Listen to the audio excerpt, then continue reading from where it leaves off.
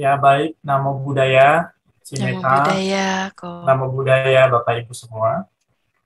Saya ingin bertanya, di dalam agama Buddha itu yang saya ketahui adalah pada saat kita meninggal, itu kita langsung reinkarnasi menjadi sesuatu, entah itu ke alam lain atau reinkarnasi ke alam dunia lagi begitu ya. Jadi tidak ada jeda.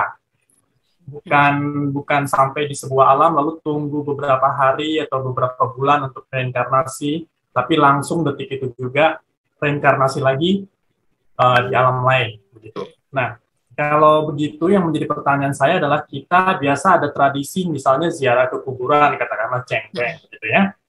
Nah, itu manfaatnya apa? Karena uh, leluhur kita itu kan sudah reinkarnasi lagi begitu.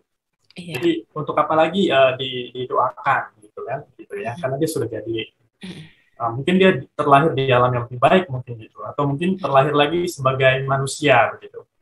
Terus kemudian pertanyaan berikutnya adalah di Buddha itu tidak ada yang namanya roh katanya, tidak ada soul.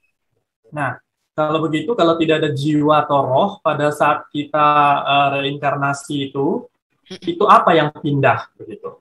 Kalau memang tidak ada roh. Jadi apa uh, misalnya esensnya begitu, yang zatnya yang pindah sehingga kita kok bisa hidup lagi begitu.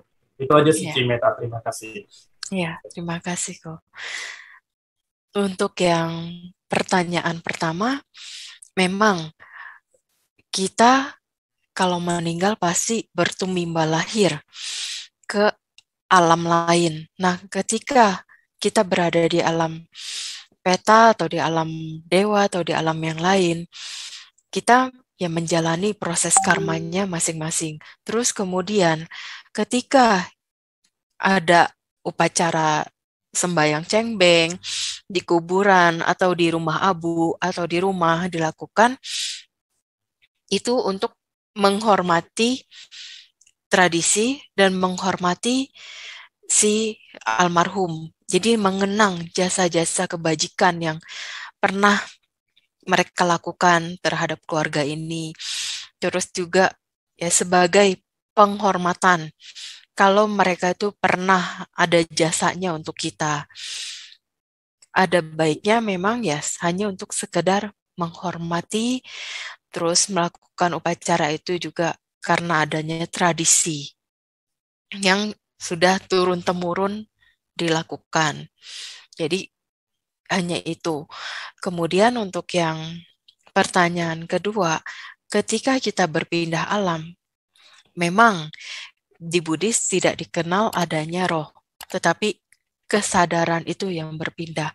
Makanya kita dari kita yang lampau sampai kita yang saat ini, kesadaran itu yang masih terus terbawa. Kita masih memiliki karakter yang tidak beda jauh dengan yang dulu.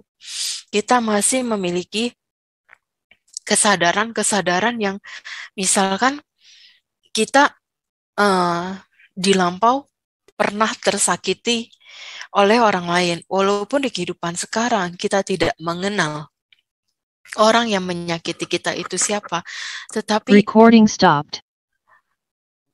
di dalam batin ini seperti ada signal terhadap orang ini, tiba-tiba kayak ada rasa, aduh kok saya nggak nyaman ya, kok saya tidak suka ya dengan orang ini.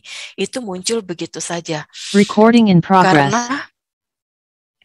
Karena memang proses kehidupannya seperti itu, kesadaran yang berpindah dari satu alam ke alam lain. Begitu pula kalau ke alam dewa, ke alam peta, ke alam binatang, ke alam asura, ke alam dewa-dewi, ke alam Brahma, kesadaran itulah yang berpindah-pindah. Fisik berubah-berubah gitu.